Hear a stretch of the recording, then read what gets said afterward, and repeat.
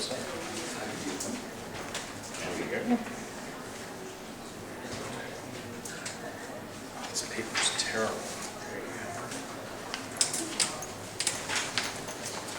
All right. Looks like we can start. So this is a talk, solo talk on the contours and limits of reading protocols. I'm not going to sit because I'm too nervous. So what I'm planning on doing is talking for about 25 minutes or so. I think this time's out to about 25 minutes. And then take questions, have a discussion maybe. Because what I'm working towards with this talk is still in progress. I feel like I'm still unpacking a lot of things that I'm trying to figure out. So some of this will be a very sort of speculative address, where I'm sort of asking more questions than I am answers. That's partly because that's the state where I'm at now. And it's partly because when I started writing this up, I thought I had a really good grasp of what reading protocols were, and as I wrote it up, I realized nobody has a really good idea what reading protocols are. So it's better to end on that note and get to continue the discussion. So what I'm going to do is I have a written paper, but I'm going to try to not stare down too much. And I will, if I talk too fast, if something trips you up, just, let me know and I'll stop. And I don't need to do the whole spiel in one go. And if I especially talk too fast, let me know, because I do that sometimes, especially when I read quotations. So, I want to start with a quotation from a critic named Jeffrey Hartman, who said, "Reading like writing is more than a technique. It is a complex and variable act of its own history." This exemplifies the starting point for what I want to talk about today, which is the understanding of reading. My own understanding of reading, and I want the people to try to come to grips with a certain kind of reading. Reading is neither a simple nor an overly formalized process, and partly because the way that we actually read has been cobbled together from various capacities we have that we apply to other things initially. Reading is relatively late development in human evolution, and we've kind of put it all together with other capacities like the ability to identify faces and identify simple objects. And what we've done is create through often very basic, simple systems, very intricate systems of vast meaning. And when you're talking about the act of reading, that seems to be the starting point you have to go with, because a lot of times we don't think of reading very deeply. Anyone who was literate, once you've acquired the skill, you don't stop and think about it. And what I want to do today, by talking about reading protocols, is stop and think about it. Because from these small marks, we just conjure so many different amounts and types of reading and understanding and knowledge. But I think it behooves us to try to really come to grips with how we conceive of it itself. Because we invest the process of reading with meaning, the act itself. We don't just get meaning from it, we overlay meaning onto the act of reading. And we do that because reading links us to other people, it links us to social groups, to social roles, it gives us access to cultural knowledge that's shared amongst other people in our groups, and can even be a part of our identity. The ways that we try to theorize and analyze the act of reading reflects these aspects of its usage. And in examining ideas like that of the reading protocol, what I actually want to do is talk about not just the practice of reading, but what reading means to me, and thus what reading might mean to all of us. So today I want to talk about this particular theory that's known as the reading protocol, particularly as it's applied to fantastic text. My terminology is going to shift throughout the talk. I'll talk about SF sometimes. I'll talk about fantastical text sometimes. I'm going to talk about fantastica sometimes. Partly because the application of this theory has mostly been on science fiction text specifically. So I'll mostly talk about SF text, but I will refer to fantastic stuff in general as a broader group. So the idea of reading protocol comes to us from Samuel Delany. And he proposed this idea about 30 years ago, and it has since been taken up not just by a number of critics and analysts of literature, but it's actually become a part of the vocabulary of the fan community as well. So the way that it's been taken up and used today is that it's a way to characterize how readers of the fantastic recognize and make sense of specifically fictional texts. So what I'm going to do first is discuss the formulation of this idea, starting with Mr. Delany, and then going on to two other critics, James Gunn and Jo Walton, how they use it. I then want to analyze the strengths and weaknesses as I see them, and then discuss the utility and limitations of the idea of the protocol itself. So I want to talk about what they do with it, and then I want to talk about what I see as the strengths and weaknesses of it in particular. And then I'll close with a couple of conjectures about how we might understand the act of reading better, and also understand this idea better. So let's start with Samuel Delany. One thing about his idea of reading protocols is that he never gives a specific definition. He never says, reading protocol, colon, noun, a blah, blah, blah, blah, blah, blah. He never does that. But that is a part and parcel of his criticism, which is always to try to open up, destabilize, pull things apart. He doesn't like things to have a firm definition. And reading protocol is definitely one of these things that does not have a firm definition. Instead, he discusses texts specifically, and uses the term to denote how we view texts. So he elaborated on this concept at one point when he was talking about Tom Dish's collection, Fundamental Dish. I'm sorry. I didn't catch that. Okay, I'll go back. So Delany elaborates on this idea at one point in Starter Wine, when he's referring to Tom Dish's book, Fundamental Dish. And he gives us a sort of rough definition of reading protocol when he says, quote, to call a story science fiction or fantasy is simply a shorthand way to indicate that one set of reading conventions, that of science fiction, linear fiction, and fantasy, is called up so quickly and strongly by the particular story that it would take a strong act of will for me to read it by either of the other sets. So reading protocols is another way for him to say, in a sense, ways of reading. So the idea is that when you start to read a particular text, as soon as you begin to make sense and recognize symbols and form words and how sentence structure and all these different things come into you as you start to read, you begin to figure out the framework for how you're going to make sense of the text.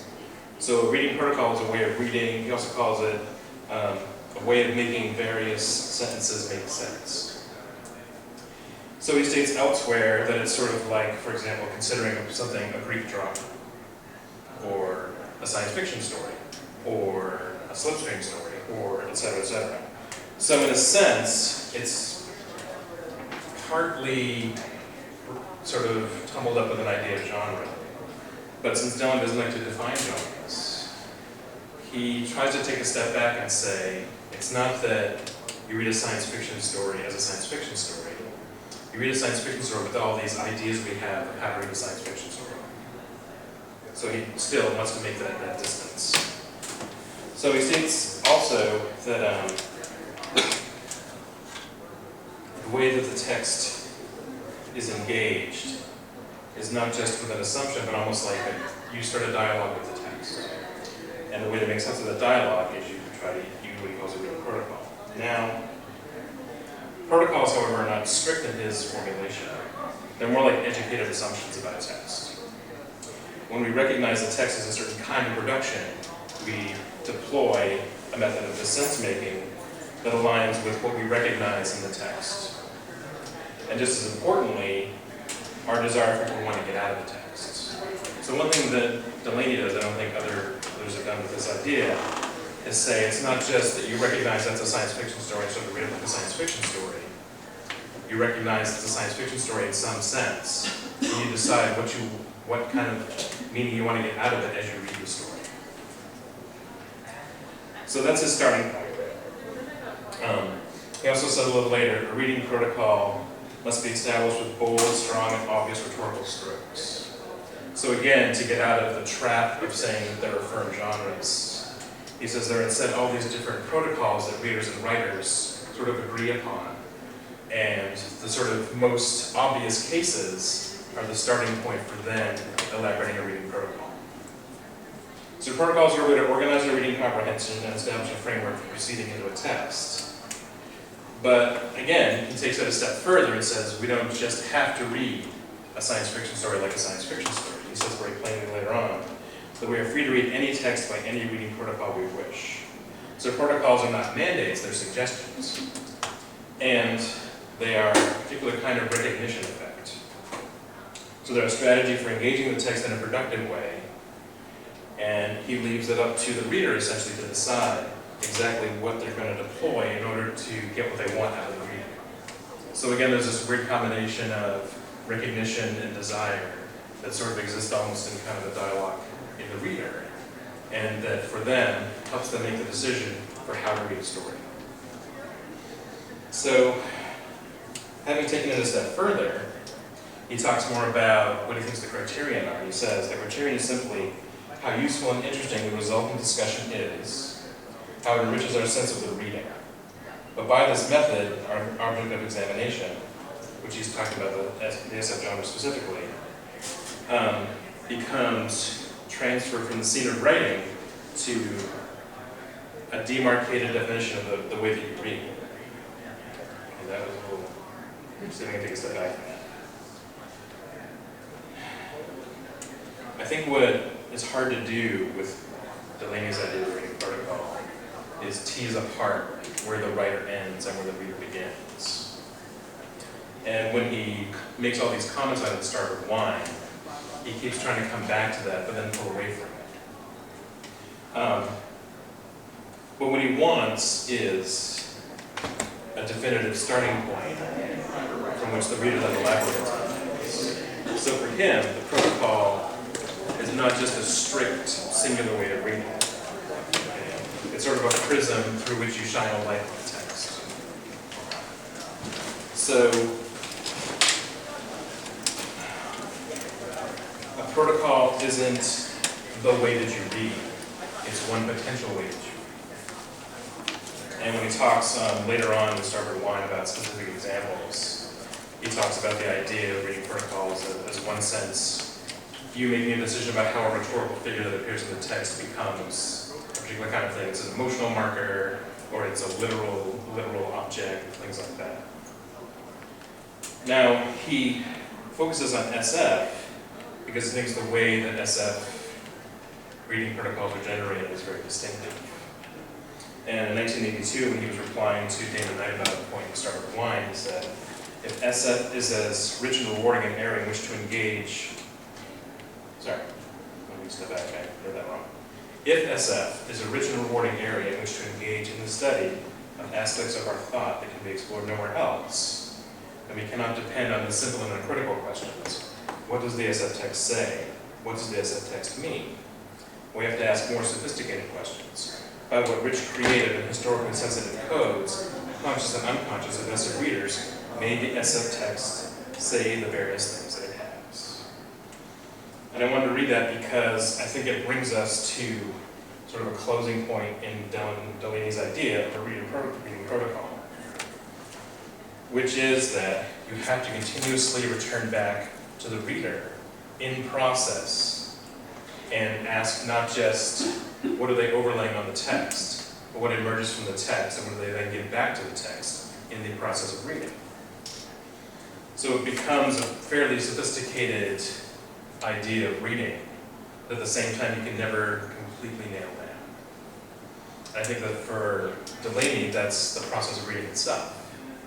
It's this thing that you do that has all of your assumptions and your desires mixed up in it, and you're constantly tweaking it as you go along to get whatever kind of sense you want to get out of a text. So that's Samuel Delany. Things will be a little more simple. So James Gunn is the next person I'm going to talk about. So James Gunn's concept of reading protocol intensifies some of the aspects that Delany, sorry, I keep pronouncing it differently, I'm sorry. I'm just pronouncing it a certain way, and I think you pronounce it Delany, is that right? I'll try to stick to it. So, what Gunn maintains is that our first act as readers is to identify a genre. So So he takes that idea that Delany has, that as soon as we begin to engage a text, we start to make assumptions about it and about how to structure our reading of it. But he intensifies that and says, specifically, readers first identify genre.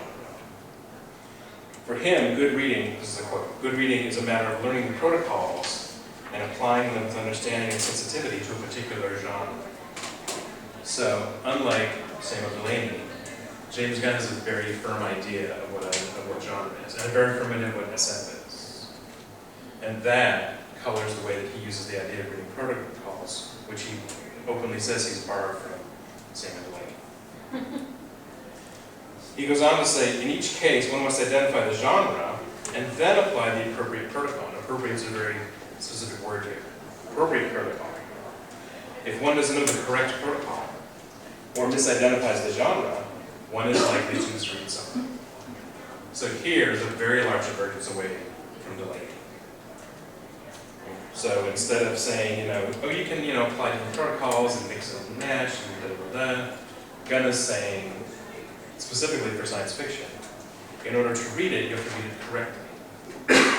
So the experienced reader, this is another quote then, pays attention to the foundation of facts on which the narrative is raised, and that foundation determines the kind of structure built on it.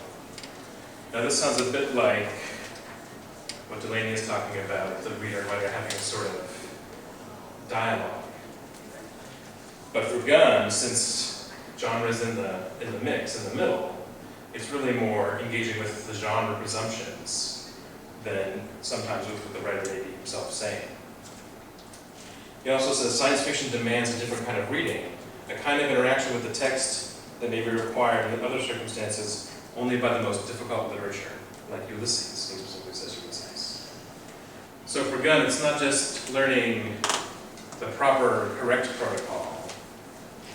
It's in a sense learning a sort of arcane way of reading that is exceptional. And here's where exceptionalism creeps into Gunn's argument. So it's not just that we read genres in a particular way and then we overlay reading protocols on the genres. It's that the SF genre in particular is so difficult, if you don't deploy the correct protocol, you're not reading it right. So for Gunn, the SF protocol is a method of accepting and integrating the significant alterations that an SF story presents. SF is a difficult literature all itself, and readers must know the proper way to decode the text. So inculcating these protocols helps you identify what SF is and gives a reader the best methodology for understanding an SF text. And when he does his close reading of Ceylon in some of his writings, he very specifically keeps coming back to this idea that there's basically one way to read what you're reading. And Ceylon sounds like a really specific kind of SF. Yes, I'm not sure it's the best exemplary text, but he thinks it is. Because it fits with this idea of genre so precisely. But Gunn isn't, I don't think he's as much concerned with reading properly as with getting people to not misread. So, what concerns Gunn is that readers don't fully appreciate what an SF text has to offer. And they have to have the proper reading protocol in order to get everything out of the story that the story has to offer. So, that's definitely a strict application of the reading protocol idea that's very different than Samuel Delany's. Because Delany, of course, says we can employ them as we like. And Gunn, since he is more concerned with that idea of misreading, says that's actually not how protocol works. Because you can't truly understand the joys and intricacies of science fiction literature unless you have that, and it almost always seems like a single, very specific protocol for reading correctly. So that's James Gunn's idea. So now I want to turn to Jo Walton, who wrote a few years ago on the Tor.com blog a column called specifically SF reading protocols, where she tries to talk about this idea, which again, she says she borrows directly from Samuel Delany. Her formulation is the one that is simultaneously the least developed, but sort of the most pragmatic. So what she writes is that having a world unfold in one's head is the fundamental of SF experience. So when she frames the discussion of what a reading protocol is going to do, for her, it's not just acknowledging what the genre of the story is. It's acknowledging that the story is going to do a particular kind of thing. So to understand how we do this, how we unfold worlds in our heads, she borrows the concept of a reading protocol, which she characterizes as, quote, those of us who read SF have built up a set of skills for reading SF, which let us enjoy it, or people who don't have this approach to reading are left confused. And this is for her, in her formulations, because SF's rhetorical figures are often literal, not metaphorical. She makes this distinction between literary being so metaphorical, SF being so not metaphorical. We can come back to that later. Because SF can't take the world for granted, it's had to develop techniques for doing it, for making us understand the world that's presented for us. So the reading protocol toolkit, as she calls it, allows readers to fully realize the text unfolding world. So in the way that Walton is using it, I think, she sees it as a very pragmatic set of applications that she uses to get the proper, again, she's kind of in Gunn's camp with the proper interpretation idea. But I don't think she goes in quite the same way that he does, because he's so interested in firm genre boundaries, and she's more interested in what the story is trying to do.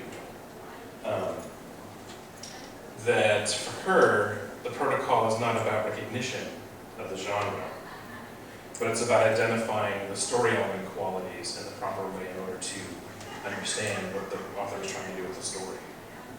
So she says we have signals for what you can take for granted, we have signals for what's important. And for her, the reading protocol is what allows you to identify those signals. I mean, she has a really interesting example of a reader reading The Forever War and getting stuck on the idea of a tachyon drive, like wondering what the physics would be and how it would actually work. And she maintains that that's an example of an improper interpretation. We should be thinking of this actually not the tachyon drive at all, but what the tachyon drive allows the story to do, which is to transport the protagonist far away. So you can have this story about distance and time and all the other issues that the Forever War brings up. Now for her, the protocol is also, and I found this sort of implied in her formulation, a sort of enculturation. So you gain it from the experience of reading itself, and the skill set that you get to find all those clues in a given text comes partly from external sources and partly from just reading more and more of the same stuff to learn how it works. However, without the specific protocol, the reader can't understand the text, and in her formulation, like Gunn's, if you don't have the proper protocol, SF stories become confusing and you fall prey to misunderstanding. So that's Jo Walton's formulation. So to talk about all three of them for a moment, obviously they're all using the same term, but I think, if I've done my job here, you can sort of see that each one of them actually uses it in a different way. The applications by Gunn and Walton, I think, hew closer to the term's implications of what a protocol is, but actually are pretty far removed in significant ways from the way that Samuel Delany uses it. For me, a protocol posits a particular sort of procedure that is predicated on a relationship. It assumes that you have specific knowledge, you have a relationship to the object you're interacting with, and a protocol is a repeatable procedure for interacting with it. Now, for Delany, that's not really what a protocol is. It's more of a set of ideas for trying to understand a text, partly that you glean from the text. And it's only one facet of the reading experience. I mean, reading protocols doesn't take up much space in Starboard Line. There's a lot of talk about how we read in Starboard Line, what it's all about. So for Delany, it's one aspect of the reading process. For Gunn and Walton, it seems to be much more the reading process itself. So while Delany often qualifies his conception and usage of it Gunn and Walton apply much more straightforwardly. Now, the significance of this is in trying to figure out how we read specific kind of texts. The way that we formulate how the process of reading works itself flavors the way that we understand reading. And I think in the 3 examples I just gave, you can see very clearly that's how these work. Samuel Delany has a very loose concept of genre and a very broad idea of how stories work. So his theory of reading protocols is the same way. James Gunn has a very tightly focused and very strict interpretation of genre and how genre stories work. So his idea of reading protocols is very strict and very focused. And for Jo Walton, I think it's fairly strict and focused too, but there's this somewhat more pragmatic aspect to it of how readers apprehend not just the genre, quote unquote, but the actual thing that a story is trying to do. So, the effort to identify how we read is a difficult one. And each of these writers is trying to do that. And, sorry. All 3 of them try to do that, not just by creating a specific definition for the term, but by looking at the literature itself and what they see coming out of the literature. So, you may recall that I said at the start, Samuel Delany doesn't specifically define reading protocol. And in actuality, while Gunn and Walton use a tighter usage of it, utilize it more tightly, they also don't give it a very specific definition. And I think that's because trying to encompass the act of reading with that one type of focus is really difficult. And what I find useful in these is listening to people talk about how they read and how they read other people's reading. So in all 3 of these instances, what's just as fascinating as them talking about their theory is them talking about how they think people read and how they themselves read. So we can actually talk about how they read as well. And that's interesting because then I think you start to see that their ideas, all of their ideas of a reading protocol are kind of slippery.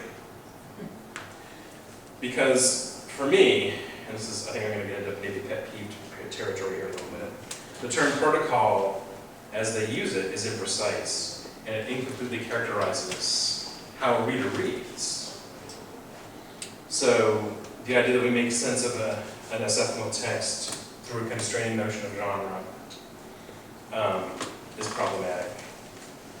And the exceptionalism that sort of underlies the idea of a specific SF reading protocol also, I think, limits our understanding of how reading works. But specifically, the idea of protocol I find problematic for 4 reasons. One is that, as I said a few minutes ago, for me, protocol means a repeatable procedure. It's like you teach someone the protocol and they go and do the protocol. Think in terms of diplomatic protocols. Here are the ways we're supposed to interact with the ambassador from Croatia. Follow these steps. Or a medical protocol. Here's the protocol when someone has a cardiac arrest. That's what a protocol to me is. So the term has overtones of formalization and codification. And I think there are ways in which readers comprehend and enjoy text, specifically SF texts, that have some shared socially acquired similarities. But as far as I know, there's no formal step-by-step process in which we teach people to read science fiction. So when people come to cons, we don't put them in a special room and say, okay, today we're going to do the SF protocol. Here are the 9 steps. Step 1, step 2. So people might want to do that, but that's not how it works. A protocol, to me, presumes that there's only one or a few ways to engage a text, and they're very specific. So the second is that protocols, as they're formulated by these 3 writers, despite being reader-focused, treat the reader more as a conduit than an agent. So an individual reader's agency is really, I think, effaced in all 3 of these concepts, because they create an idealized reader and that idea of reader does precisely what the reader is supposed to do. And again, this is more obvious, I think, in Gunn and Walton than Samuel Delany's formulation. But in all those instances, identity is elided, intentions are downplayed, and the individual capacity of readers just sort of disappears. It's like there's no thought about how competent a reader is, how they got their literacy skills, their cultural, social context. None of that stuff comes into play. And I think in trying to formulate an idea of reading, we have to try to figure out a way to bring that stuff in. So the third is that a protocol implies a proper understanding. Now, this kind of goes with the second point, but more specifically is talking about the idea that it assumes that people must not just are trained to correctly identify, but must correctly identify a work genre and deploy the right interpretation, the correct sole interpretation, or they're not going to understand the text properly. So it's a notion that readings are narrow and have to reproduce one or a few common understandings in order to be comprehensive. As anyone who's read Dahlgren knows. What? And then finally, it also assumes that fantastika and science fiction in particular are inherently difficult things to read. That stories in the genre are just so difficult to read and so opaque to most readers that if they aren't taught the correct way to read the stories, they can't possibly understand the stories that we do. Because there are stories. And until they're one of us, they can't really understand the stories. And this idea of a protocol that we in this room all somehow share, but all those other people out there don't share, creates another level of constraint that I think really makes it hard to understand the act of reading fully. So that's the reason why I don't like the word protocol. I'm happy to talk more about it. What I want to do now is just sort of conclude with a couple of conjectures, basically. So if, as Farah Mendelssohn put it in an introduction to the Cambridge Companion to Science Fiction is part of a polysemic discourse. Texts are vulnerable to a multiplicity of interpretations, each of which produces a different landscape of SF. If that's in any way true, then these ideas of reading protocol need some work. How does such a heterogeneous field produce strict protocols? The use of the term, and I did a little checking around, I read some entries in the ASF Encyclopedia and some other places. The way the term gets deployed is that it sort of serves as a big gloss over the complex and contingent process by which we read texts. So it's sort of deployed very casually, like, oh yes, of course, the ASF megatext is all about the protocol of reading science fiction. But there's no definition of that, because it assumes we all know what the protocols are. But it just ends up being a gloss over a lot of complicated issues. So the concept doesn't have a dynamic range, and it assumes that reading is a rote procedure. That you sit down and open a book and turn on your reading clicker and start to assign the symbols meaning and put them into a matrix. And the problem with that is, as I said earlier, I think this just diminishes our understanding of how we read and how we actually make text come alive in our head. There's a lot more going on than the overlay of a procedure to make sense of rhetorical figures into how we make text come alive. Because if all of us in the room are the same story, we probably come up with a dozen different interpretations of it. So we're not all following the same page. So protocols are rules of conduct, and applied practically, they're guidelines for proper useful behavior. But I think that for reading, while we have conventions that we utilize, from the formal ones of identifying what a symbol means to how words are composed, things like that, to cultural conventions about what different symbols mean, how different metaphors get generated, all that stuff. While we do have those, the idea of a singular protocol ends up, I think, eliminating a lot of the richness of how a reader reads and what they get out of their reading. And this is why I find Delany's conception of the protocol more useful, because for him protocols are not determinative or narrowly necessary. For Gunn and Walton, I think they're much more necessary. And it's significant that they both talk about misreading, whereas Samuel Delany is not talking about misreading. And reading is an inherently flexible process. And if we overlay a very strict idea of how it works that seems mechanistic or procedural, again, we're just going to miss out on a lot of the stuff that people do to create variance in meanings. So to really honor the polysemic aspect of fantastic literature, we have to sort of get past the idea of a protocol and figure out other ways that we can talk about reading. As Roger Luckhurst said, the science fiction reading protocol should not be conceived outside of a recognition of the fundamental impurity of genre. And certainly that's precisely what Delany is talking about. For Delany, the fundamental impurity of genre is both what calls up a reading protocol in your head and also makes the application of other ones so useful. And a theory of reading SF or fantastika has to encompass not just the formal procedures, but the contradictory elements of fantastic literature too. Because in even the most strictly constructed SF text, there are contradictions, there are ambiguities, there are complexities. And the question is, how do we as readers take all of that in and make sense out of it? All writing attempts to stimulate recognition effects in the reader's imagination, but the goals of success vary widely. And with reading protocols, there's an idea that if you apply the protocol, you have instant success. And I think all of us as readers can probably agree, we don't always have instant success when we're reading something. So the question is, how do we identify those effects? And then what do we as readers do with them? How can we conceptualize the dynamic act of reading in ways that are sensitive to the text, the reader, and the cultural field that they're both nestled within? I mean, I think in the end, a more fruitful question is, why are these the contours of reading protocols? Why is this the range of meanings that people decided to apply to understanding an SF story? How can we examine not just the concept of reading protocols, but its uses, the way it's applied more richly? And how does the act of reading produce these sorts of heuristic concepts and interpretations? So what are we looking for when we try to create an idea of a reading protocol? And what can the application of that kind of understanding tell us about the act of reading? The end.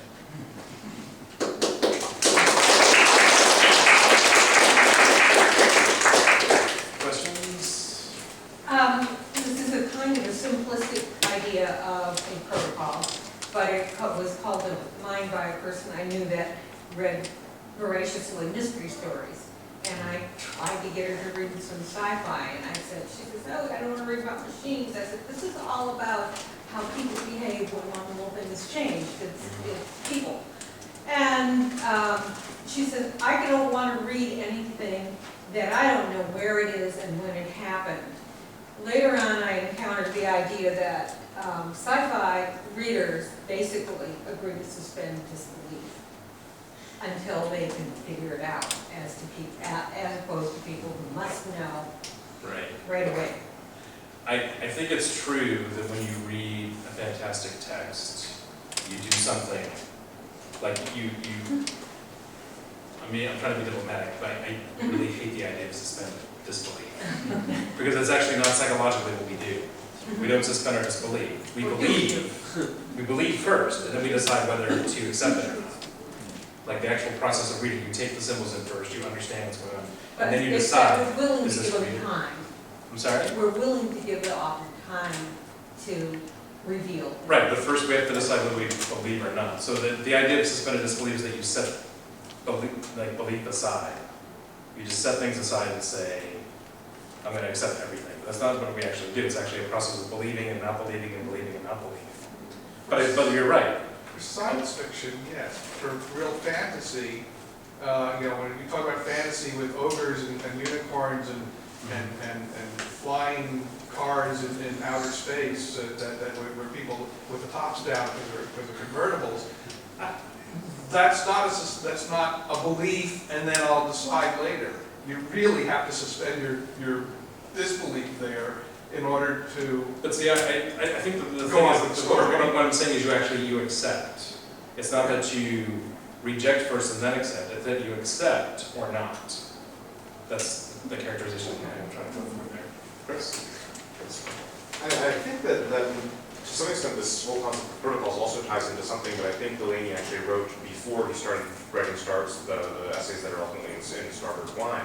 And I don't remember whether, I think it was in about 5,750 words, the essay that he wrote, where he talks about the process of interpreting sentences in SF, where he talks about how basically promoting the idea of exceptionalism amongst SF readers, that an SF reader will read the sentence, "the door iris," and be able to imagine what that means, understand what that means, or "her world exploded," and be able to interpret that as a literal action, as in a planet just blew up. Well, what I find very interesting within all of this is the fact that that approach of figuring out what is literal versus what is metaphor and interpreting that is not static in time. We today have had 2-3 generations that have blown up watching Alderaan explode. Right? So the willingness of even non-SF readers to apply techniques that are common to SF reading, right, I think is right now much greater. No, I think that's true. I mean, I think it's, and actually later in Starboard Wine, he has out that whole list of different lines like that, where he goes into how that feeds into the reading protocol idea. But I think you're right to point out that even when he first wrote this stuff in the 70s and 80s, was a very different time than now. And now this idea of reading protocols, especially strict ones, seems to really be less and less useful for understanding the process of reading. Yes? All of the discussions that I've ever heard of reading protocols seem to originate within and deal with the science fiction, fantasy, fantastica field. To what extent, if any, is this concept useful or applicable to other genres, such as, say, mystery, western, romance, or to other fiction in general? And also, I just recently finished reading The Tale of Genji, 10th century Japanese, very long novel. And I wonder if my experience of reading that wasn't shaped by the fact that I read a very large number of texts set in alien worlds with strangely behaving alien creatures, and that I was essentially, to some extent, reading Genji involuntarily, as if it were a science fiction story. I think it's precisely what Delany would say is you taking a proficiency you have in another type of literature and using it to understand this literature in a way that's productive for you. So I think that that's a good point. I mean, that's how applicable they are in other genres. I mean, I think it's funny that this conversation seems to have originated in science fiction because of the whole struggle about what constitutes a science fiction genre. Other genres tend to have, some of them have more defined boundaries, like mysteries have a more defined boundary. And I wonder if I really wonder if, but I wonder if you even necessarily need that strict of an idea of how to interpret. Because, for example, in mystery novels, there's even more encoding, I think, in a mystery novel that guides the reader along than, say, science fiction or fantasy. Or in a romance novel, there are a lot more, the coding is much more obvious and much more easy to pick up, so you don't really need that overlay. I mean, the idea of reading protocol really seems to have evolved because people are like, what is science fiction? How the heck do we understand it? And when Samuel Delany put this idea of reading protocols, it looks like people seized on it because it was like a term that they could take and use that fit what they wanted to get out, how they wanted to exemplify the reading act. So like, I want to know what the specific way is that we understand this really huge and often confusing field. I'll take this idea because it's very, like when you hear reading protocols, you're like, oh, this must really be, what people do. So I don't know if in other literatures this isn't necessary, really. Okay. I can speak to that, actually. Okay. Learning how to read in a context is basically the act of any good international lit course. That's exactly, I will not I do not want to say this in a way that robs Delany of his intellectual work, because he's a hell of a theorist. But nothing arises in a vacuum, and this is what has been also going on in any quality university English department. I had a whole course which was ostensibly poetry and prose 1600, 1660. Really what it was all the social conventions, background information, context you need to understand Paradise Lost. Because you're going to read all of this stuff, and then you will know what Milton was on about. And it was functionally trying to imperfectly impart the reading protocols and contextual assumptions of the 1700s, and that is growing in any course that teaches international lit, any course that is cognizant of the literature it is teaching as being the product of culture and the question of spotlighting and crafting is going to be talking about this. So I would, and again, this is something I would very much say, this is an idea I would very much, because of who I am. I'm trained as a linguist, so the first thing that comes into your head is descriptive, not prescriptive, or X. And I work as a bookseller, and the thing that comes into your head if you're already good as a bookseller is you are finding the right book for that reader. Not, there's no objective idea of the right book.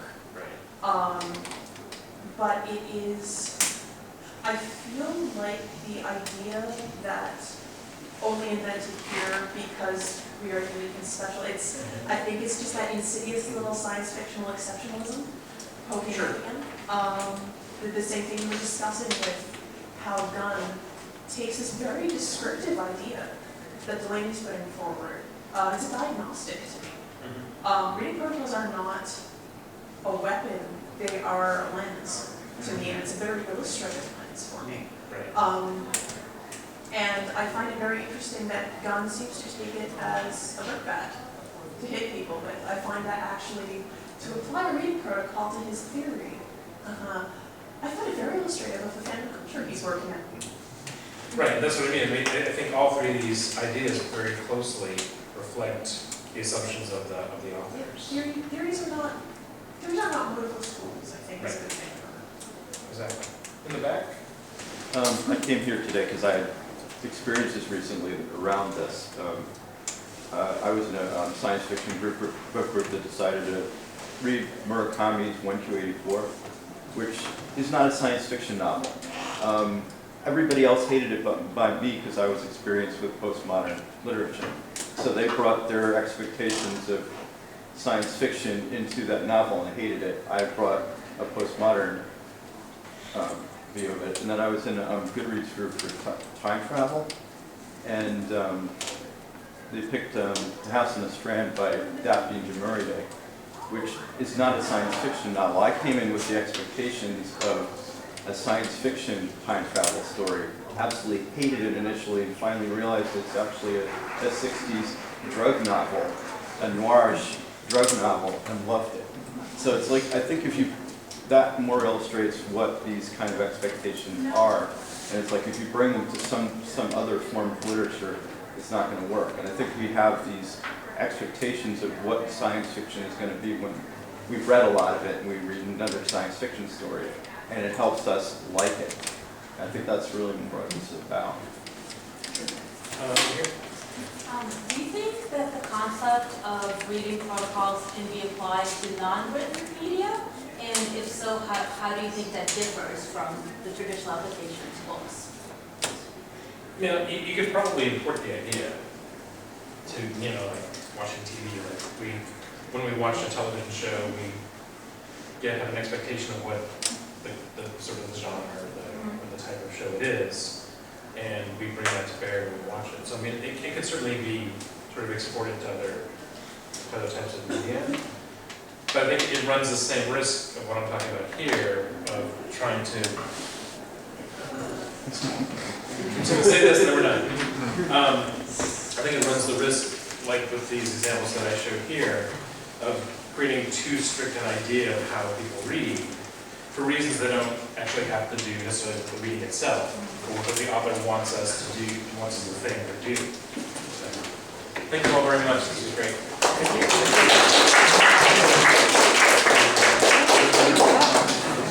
I have more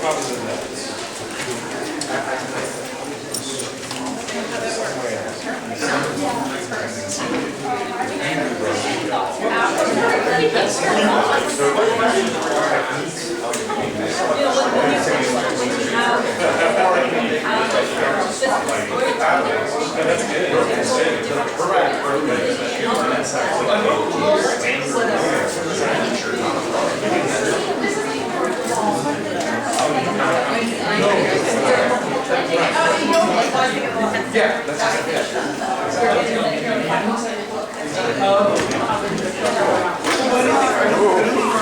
double the pleasure of expertise. But I mean, a lot of people will interpret that as. We are.